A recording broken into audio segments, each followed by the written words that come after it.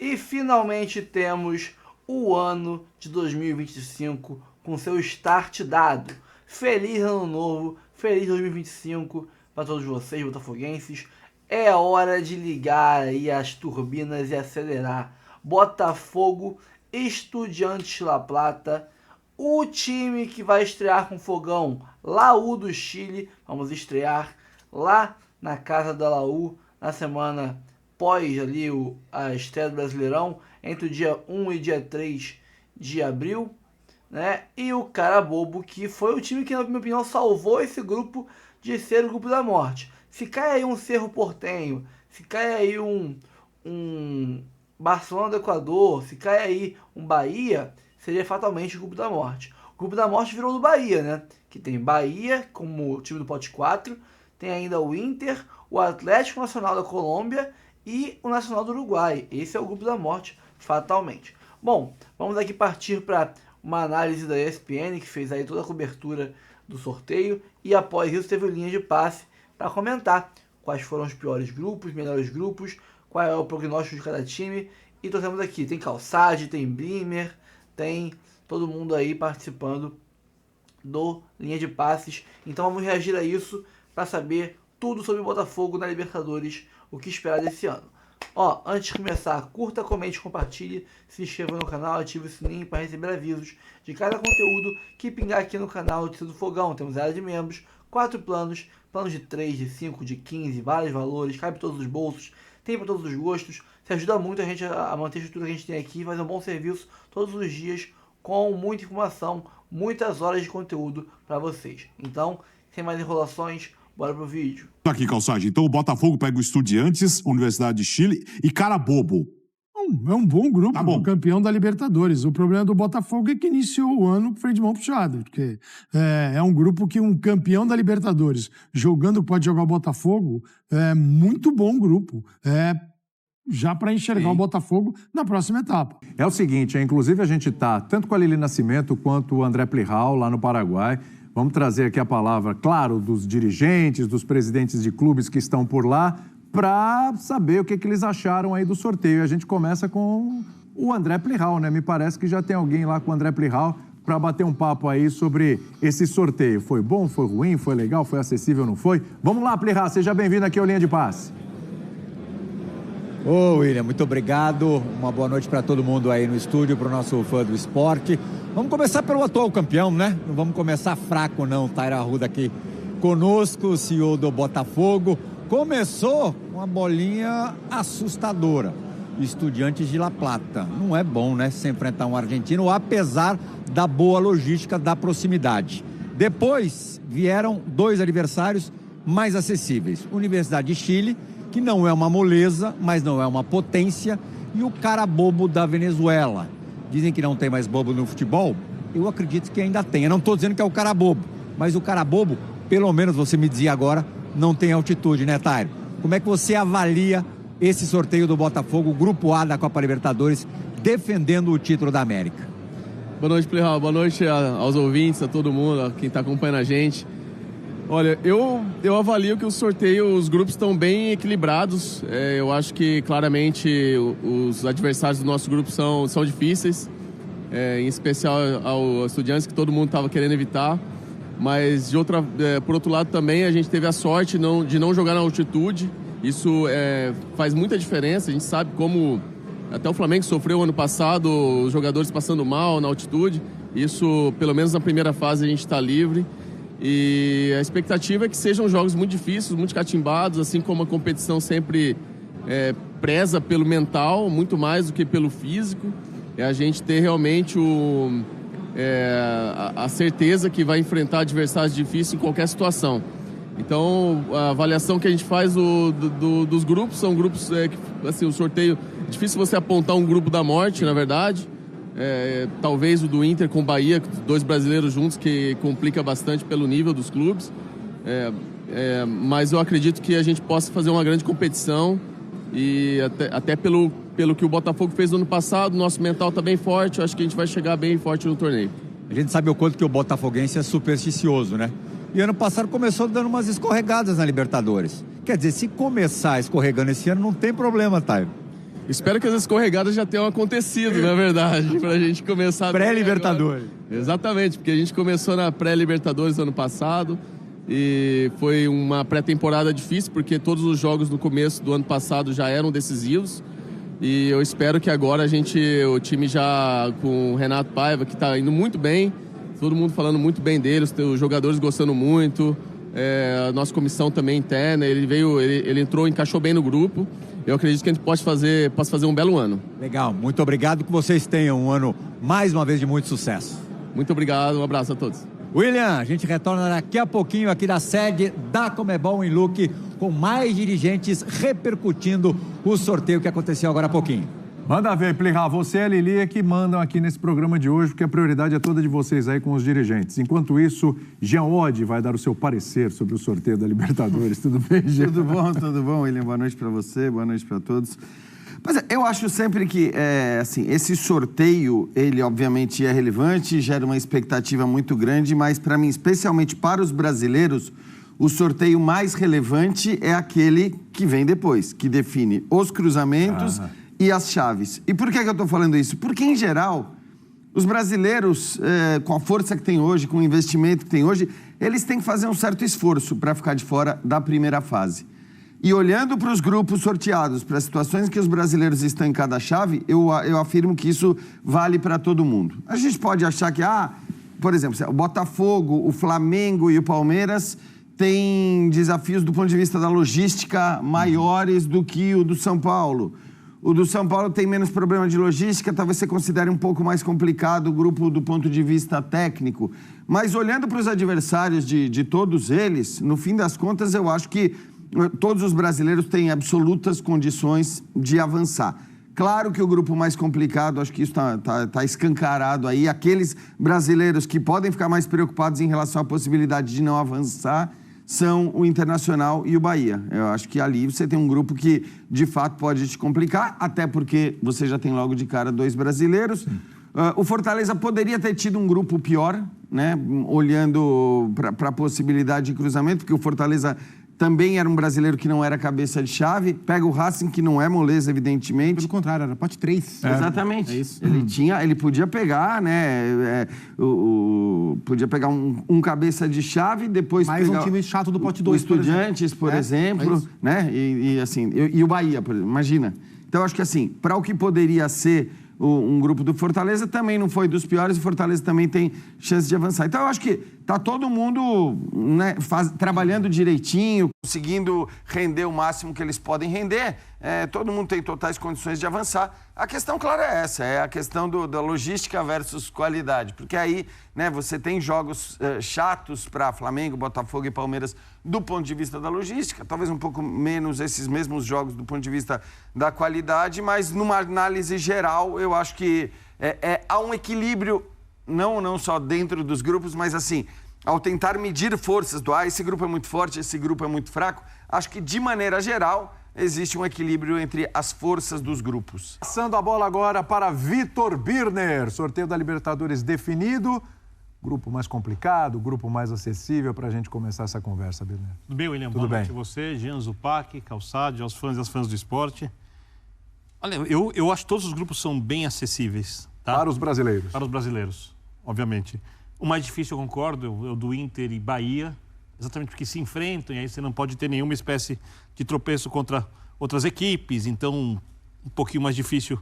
Acho que esse grupo, Atlético Nacional, eu vi o jogo da classificação, razoável, né? O Nacional do Uruguai, razoável. Eu acho que o Inter e o Bahia são as melhores equipes. Agora, realmente os jogos de Libertadores às vezes tem pegadinhas, etc. E eu tenho que dividir sempre o campeonato em 2 partes. Uma é a fase de grupos, aí o campeonato acabou.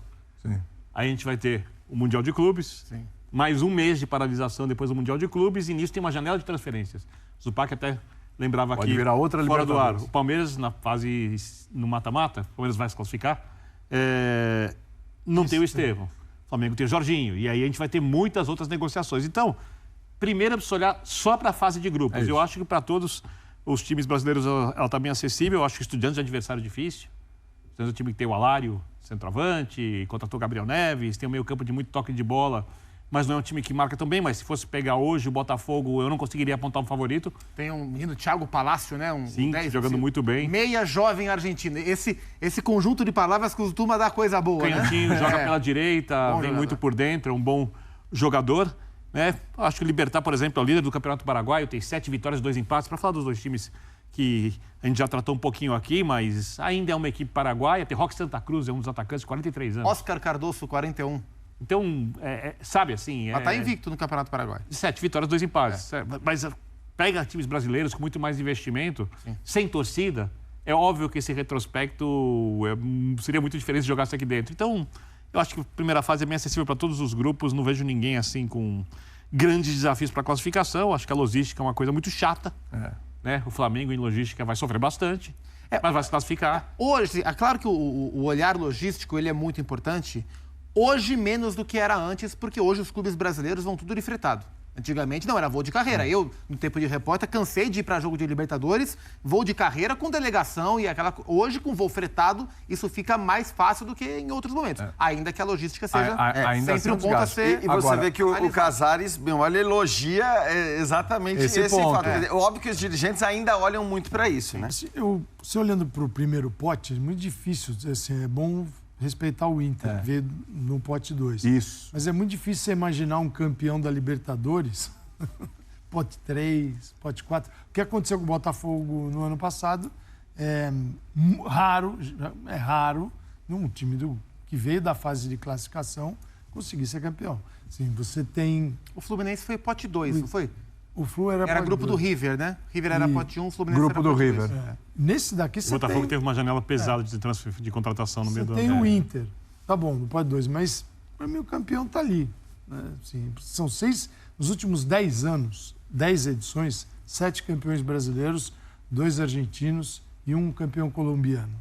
São 6 campeonatos vencidos por times brasileiros na sequência, as últimas 6 edições. Então, assim, é um país a ser batido pela estrutura, pode viajar melhor, pode lidar melhor com esta competição, porque também tem o pior calendário de todos, se bem que a Argentina tem se esforçado para destruir o seu futebol e não conseguiu. Aí o resultado foi ser campeão do mundo. Né? Eu só acho que tem uma questão, Calçade, que é sobre isso que o William está falando, de pensar em somar mais pontos para ter a melhor campanha, para ter as vantagens até o final da temporada. Eu acho que o calendário é tão insano, o calendário do futebol brasileiro, é a primeira preocupação. que tem feito com que clubes brasileiros, isso aconteceu com o Flamengo, aconteceu com o Palmeiras, aconteceu, se não me engano, com o Atlético. Com o Atlético também. Todos esses times, nos últimos anos, pouparam na Libertadores. Sobretudo quando você tem jogos como os que o Flamengo, Palmeiras e Botafogo vão ter. Muitas vezes você olha e pensa, pera lá, vale eu mandar os meus jogadores para jogar nessas condições ou nessa altitude, sabendo que a qualidade deles, no fim, é minimizada em condições tão adversas e, portanto, talvez não faça sentido eu desgastar esses caras sabendo que a qualidade dele, naquele contexto, vai valer menos. Então, esses times, aí eu acho que você olha muito, né, para essa questão da logística, para, de repente, poupar jogadores que você não pouparia se você jogasse na Argentina, no Uruguai. O Palmeiras especificamente fez isso, e aí eu acho que talvez esse Contra ano... o Bolívar, aliás. Contra o próprio Bolívar. Talvez esse ano seja um pouco diferente, estadual. porque como os estaduais começaram antes, a Libertadores, a fase de grupos, vem depois das finais. Eu lembro que o Palmeiras poupou contra o Bolívar porque era o jogo entre as duas finais contra o Água Santa. Água Santa, o jogo de E aí volta. era uma questão de título, primeiro jogo fora na altitude. O Grêmio fez isso também. Né? Mas eu te pergunto... Mas talvez ainda assim façam, O Palmeiras, por exemplo, Botafogo na primeira rodada do Brasileiro, você não vai estar jogando Libertadores ainda, vai ter vindo do... Mas o que eu te pergunto é, se um Flamengo enfrenta um Botafogo, por exemplo, para pegar um clássico, né? Num domingo. E aí, na quarta-feira anterior, ambos têm jogos 3.000 metros, 3.500 de altitude. Né? Depende de como tiver a tabela. Então, é isso que eu tô falando. No caso do Palmeiras era o primeiro jogo. Era o primeiro jogo, era entre os dois jogos. E o primeiro jogo da Libertadores. Então você tinha mais 5 para... Sim. Mas só uma coisa importante aqui, que eu não sei se foi da boca para fora, mas algo que foi falado. Tanto o Boto, falando do Flamengo, tanto o Boto quanto o Felipe Luiz já externaram que a prioridade do Flamengo é o brasileiro. Então, e eu acho que... Tô pegando carona no que você falou aí, o exemplo de Flamengo e Botafogo. E o Flamengo tá certíssimo em ter essa postura. Mas eu acho que é mais sobre Copa do... mais num olhar para a Copa do Brasil do que para a Libertadores. Não, na fase de grupos eu acho que ele pode ter esse olhar. A gente tá vendo aí girar os grupos, então assim, em cima do que o Jean tava falando, então assim... No dia que em Pikachu todos os jogar a grupos, Copa do Mundo, né? Em todos os grupos... aí complicou, hein? Pikachu pra cá, pra lá. Em todos os grupos, exceção feita ao grupo de Inter e Bahia, porque obviamente um brasileiro vai ficar em segundo, né? Se acontecer ou com o Inter ou com o Bahia, um dos dois fica em segundo. Em nenhum outro grupo a gente consegue imaginar o brasileiro que não seja líder? Talvez o Fortaleza, que é o grupo do Racing, é isso? Pode ser líder, é o mas não é o mais isso cotado. não acontece. O Racing é mais cotado para ser o campeão da chave. Você aceita isso. O brasileiro, no caso do Palmeiras. Palmeiras não é líder do grupo G. Peraí, você fala, e aí? Já falou alguma coisa deu errado. O Flamengo não é líder desse grupo. Botafogo, porque a gente não conhece o que é o Botafogo então, para 2025 ainda. Também acho. O Botafogo que a gente viu, para mim, não é o melhor time da chave. Mas o Botafogo que vai jogar a Libertadores é o Botafogo que o Textor planejou para 25. Qual é esse Botafogo? A gente tem que esperar para ver. Então eu boto um asterisco no Botafogo, porque os Estudiantes são um bom time. Eu tenho boas expectativas pro Botafogo, mas a gente não conhece o Botafogo que o Textor pensou para 25. A gente ainda vai conhecer. E vai ter, inclusive, essa pressão, essa cobrança. Claro que vai. Tudo bem, até aqui, 3 meses, o que aconteceu foi isso, era o que você planejava, tudo bem, você não tá nem aí pra esse campeonato. A partir de agora, a conversa é outra. Então, agora, já com um treinador, que entre o período que chegou e até a Libertadores, chega a dar um mês? Não sei nem se chega a dar um mês, nem chega, menos, né? Com tempo para trabalhar. Mas com um tempinho ali para trabalhar. O Arthur Jorge estreou em Quito, né? Contra ele. Exatamente. A equipe sem nenhuma competição, nada, só treinamento, os jogadores se acertando e tal, os jogadores se recuperando fisicamente também, enfim. Acho que aí a cobrança vai ser grande. E só uma coisa, né? Eu concordo com a ordem que o Zupa colocou, e neste grupo, o cabeça de chave é o último, né? Pelo menos na nossa votação. A gente colocou em quarto como candidato a avançar. Então, para você ver a força do grupo, que é realmente acima das demais. Grupo com 3 campeões e o Bahia. E esse grupo tem uma curiosidade. O Palmeiras é o brasileiro com mais jogos em Libertadores. E segundo o IP Online, aqui até para dar o crédito, é o time com menos jogos na Libertadores do grupo. Tanto o Bolívar... os outros 3 times jogaram mais Libertadores, mais partidas na Libertadores do que o Palmeiras, que é o brasileiro com mais jogos na Libertadores. Antigamente era difícil classificar para Libertadores, agora não é tanto. É isso. Esse grupo aí, assim, o Berna estava até falando disso. É o mais imprevisível. Programa, né? É imprevisível. Tirando o San Antônio Bolo-Bolo, Vélez, Sarsfield, Olímpia e Peñarol estão ali na... Sim, o Vélez é o atual campeão argentino, mas no equilíbrio. Bagunçou muito. Já está no segundo técnico. Sim. Porque o Quinteiro saiu. Tá em último lugar no grupo O Seba assumiu, o Seba Domingues assumiu e não foi bem, o Esqueloto pegou. Mas são 9 títulos no grupo. 5 do Peñarol, 3 do Olímpia e 1 título do Vélez. É verdade. A gente vai fazer o seguinte, rápido intervalo aqui no Linha de Passe. Daqui a pouco a gente continua falando de Libertadores, mas a gente também vai falar da Sul-Americana, porque tem Fluminense, tem Atlético Mineiro, tem Cruzeiro. O Flamengo vai passar. Em 8 jogos, em 7 jogos, melhor dizendo, ele pode conseguir o campeonato de longe mais importante da temporada. O Campeonato Brasileiro é muito mais difícil, pelo nível dos adversários, pela regularidade. E a torcida que adora o brasileiro, obviamente, quer ganhar o brasileiro, gosta mais da Libertadores. Então, assim, por mais que eu entenda que, sendo muito frio, tem lógica, porque depois no mata-mata você coloca o time principal, e aí você tem suas chances, você vai classificar mesmo com o time alternativo.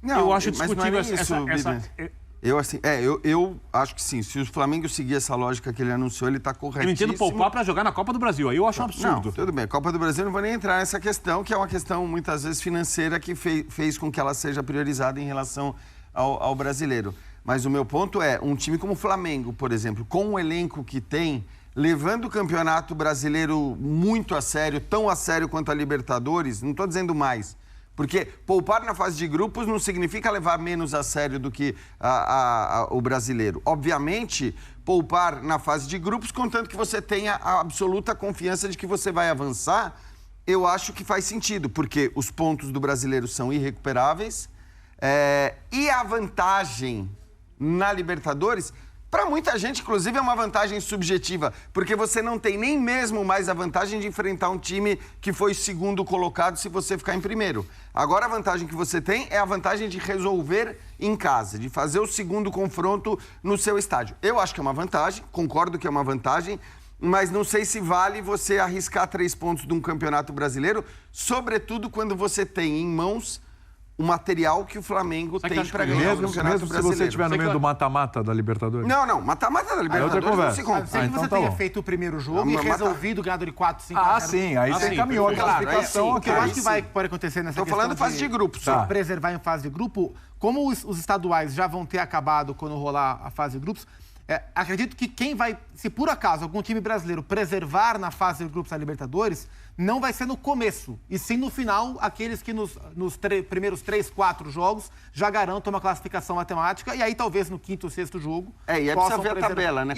Quando acontece o jogo do Flamengo com a LDU, do Palmeiras com o Bolívar... Vai depender da classificação da fase de grupos e de quais vão ser os confrontos do Campeonato Brasileiro, onde que vão ser os grandes jogos. Ninguém joga a primeira fase de Libertadores, não consigo identificar isso porque as circunstâncias não permitem. Falando dos brasileiros, entra em campo pensando em ter mais pontos que todo mundo para decidir em casa. Se tiver, é legal. O importante é classificar. Não vejo...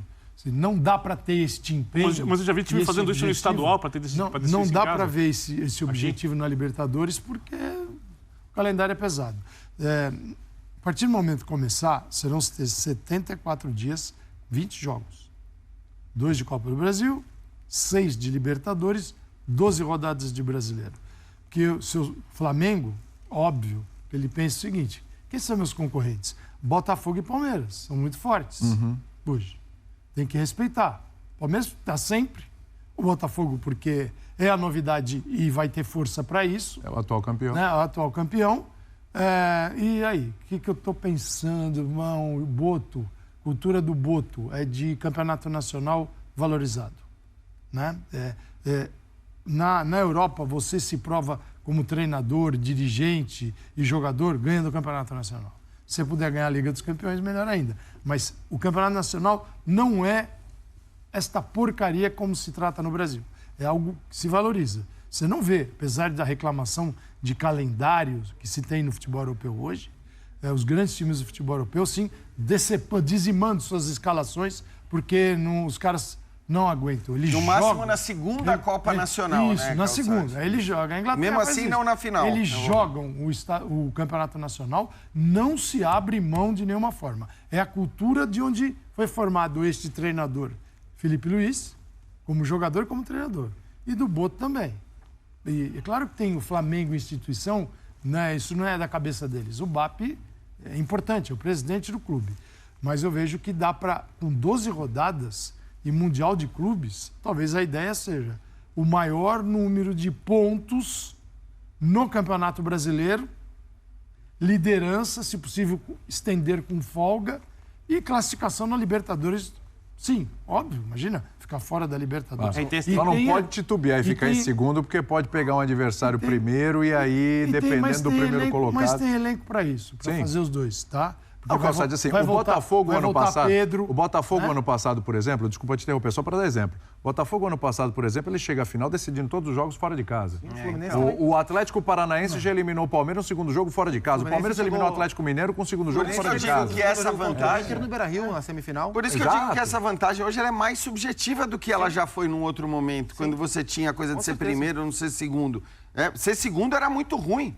Porque a tua chance de pegar um time muito, muito forte nas oitavas de final era muito grande se você ficasse na segunda colocação. Agora não é mais assim. Agora a tua vantagem é decidir em casa. Quer dizer, vale colocar em risco ou diminuir suas chances de conquistar pontos num campeonato por pontos corridos tão importante como o brasileiro para ter, eventualmente, essa vantagem? Eu acho discutível. Eu fiz um levantamento sobre um outro tema interessante.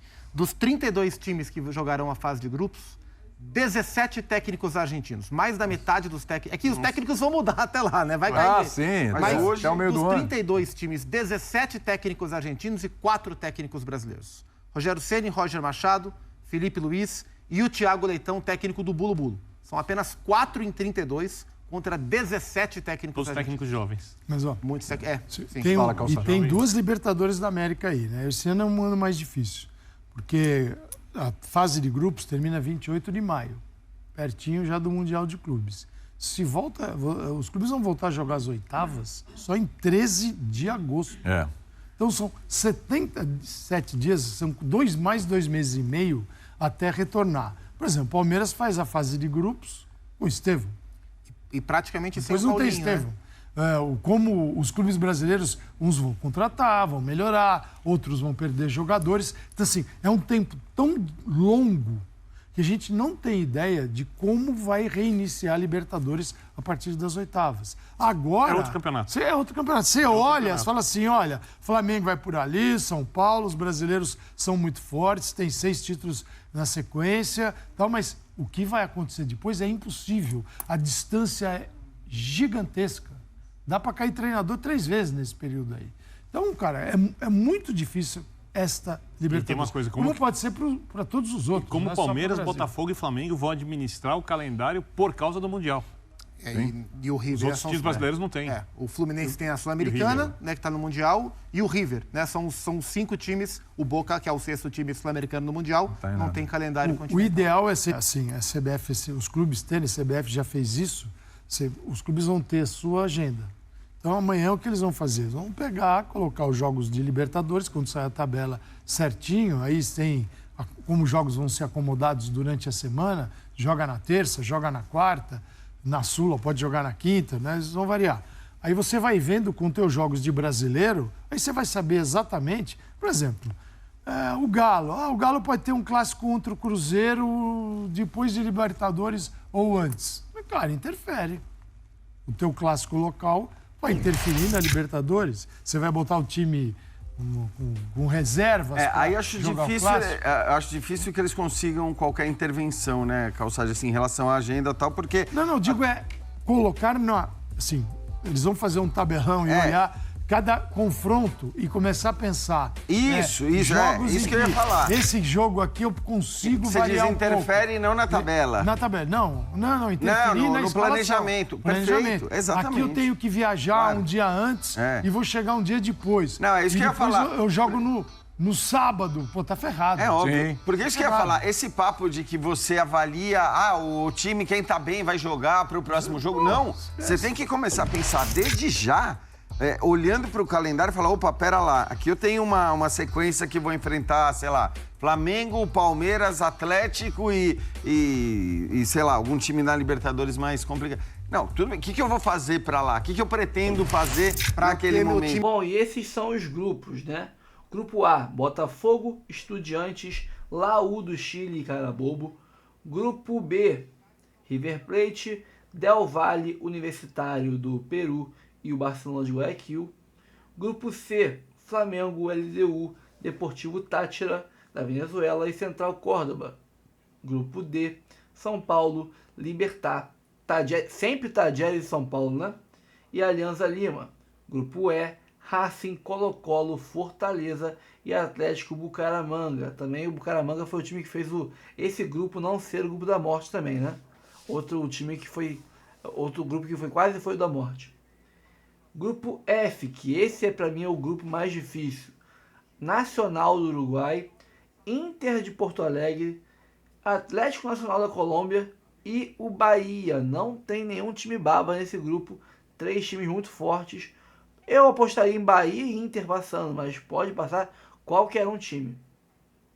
Grupo G, aí é a molezinha de sempre, né? Palmeiras sempre com molezinha. Palmeiras, Bolívar, Sporting Cristal e Cerro Porteño. E o grupo H, Peñarol, Olímpia, Vélez Sarsfield e San Antônio Bulu Bulu. Esses são os grupos da Libertadores 2025. E aqui nós temos a ordem dos jogos, né? Para quem viu uma live que eu fiz hoje cedo, eu botei até as datas, mas agora não está mostrando as datas. Então depois eu faço um apanhado melhor dos dias certinho de cada jogo. Mas o Botafogo estreia fora de casa contra a Laú. E eu falei que nessa live que os 4 primeiros jogos do Botafogo eram fora de casa. Muito provavelmente a gente vai aí para, se não sair ganhando vários jogos fora de casa, terá que ir para os últimos jogos para decidir em casa a classificação, porque é muita pedreira não, mas é muito jogo fora logo de início. E é fora de casa que o time tende a perder uns pontos aqui e ali, né? A gente pega a Laú estreando lá no Chile. Aí a estreia... mudaram isso aí. Não, tá certo. Então a nossa estreia em casa será contra o Carabobo. É jogo pra gente chegar e meter uma saraivada no Carabobo e se impor, né? Fazer saldo de gol. Porque esse grupo aí, a Laú, se ela surpreender um pouquinho, ela vai brigar por vaga. E aí, Estudiantes e Botafogo tem que fazer saldo de gol em cima do Carabobo para fazer aí um desempate interessante contra a Laú, que pode incomodar. Aí nós temos um jogo dificílimo na terceira rodada, Estudiantes lá em La Plata e Botafogo. Aí a volta, né, do turno, pegamos o Carabobo lá, se não me engano, o Carabobo é Venezuela? Acho que é Venezuela, é na pontinha da Venezuela, se eu não me engano. Depois pegamos o Estudiantes no Newton Santos, o penúltimo jogo, e o último jogo fechamos contra o time que abriu a fase de grupos. Pegamos o Laú do Chile em casa. Eu prefiro fazer logo como foi ano passado. Vários jogos em casa, você garante seus pontos, do que você deixar para ir para os últimos jogos em casa, podendo estar aí atrás de alguém, os caras fazendo um jogo de comadre lá, para ambos se classificarem, aí você pode ficar ferrado, né? Mas eu acho que o Botafogo classifica. A questão é saber se a gente consegue fazer uma boa campanha de primeiro lugar, para fazer aí ter aí uma vantagem no mata-mata, né? Bom, pessoal, então é isso. Agradeço a audiência de vocês todos essa hora da noite. Fico por aqui. Antes de sair, ajude o canal, curta, comente, compartilhe, se inscreva no canal e ative o sininho para receber avisos de cada conteúdo que pingar aqui no canal, que é aqui que você encontra o maior número de horas somadas por dia de Botafogo na internet mundial. Então dá essa moral pra gente. 4 planos de membros, planos de 3, de 5, de 15, vários preços diferentes, várias realidades financeiras podem aí ajudar o canal. Dá essa moral pra gente. Tamo junto sempre e até o próximo vídeo.